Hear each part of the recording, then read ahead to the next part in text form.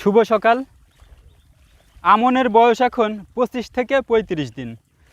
তো এই 25 থেকে 35 দিনের ধানে কৃষি ভাইরা কীভাবে পরিচর্যা পরিযত্ন করেন সে তথ্যচিত্রগুলো আমি আপনাদের মাঝে সদা সর্বদা তুলে ধরার চেষ্টা করি।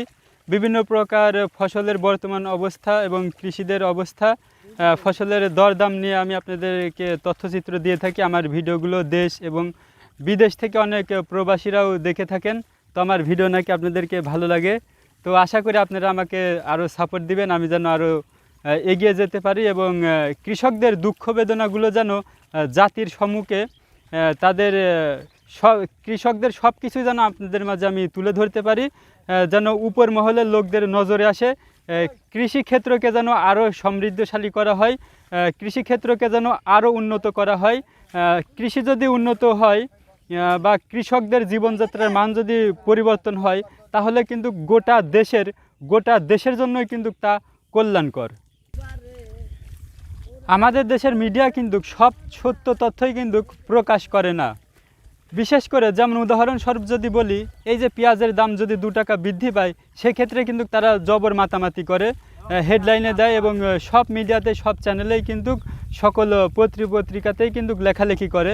অথচ এই কৃষক 1 কেজি পেঁয়াজ উৎপাদন করতে কতটা ঘাম এবং শ্রম এবং কতটা ব্যয়বহুল, এই তথ্যগুলো কিন্তু কোনো মিডিয়ায় তুলে ধরে না। এবং এই যে ধানের খরচটা কত, পাটের খরচ কত, কি পরিমাণ যে তাদের লোকসান যাচ্ছে, এই ধরনের তো এই সকল বিষয় তো কারোর পদক্ষেপ নেই, কারোর কোনো দৃষ্টিপাত নেই, কোনো সুব্যবস্থা নেই, কোনো সুশৃঙ্খল নেই, কোনো আইন নেই, কোনো আইন প্রণয়নও করা হয় না। কৃষকরা কিভাবে উন্নত মানের জীবনযাপন করবে, কৃষকরা যে আরও কিভাবে সমৃদ্ধশালী হবে, এ ধরনের কোনো গবেষণাই কিন্তু তেমন একটা চলে না।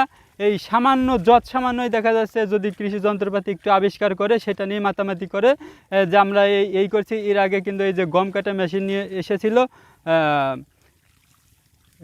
যেটার নামকরণ করা হয়েছিল হারভেস্টার, সেটা দিয়ে নাকি কৃষকদের খুবই উন্নত হবে, অনেক শ্রম বাঁচবে, অনেক সময় বাঁচবে। কিন্তু দেখা গেছে যে ওই হারভেস্টার মেশিনে কিন্তু প্রচুর পরিমাণে গম বা ধান যেগুলোই কাটাই মারাই করা হোক না কেন, ওটা কিন্তু জমিনে প্রচুর পরিমাণে কিন্তু জমিনেই পড়ে থাকে, জমিনের ধান জমিনেই পড়ে থাকে। প্রায় বলা চলে 1/4 ফসলই কিন্তু এই জমিনে পড়ে থাকে।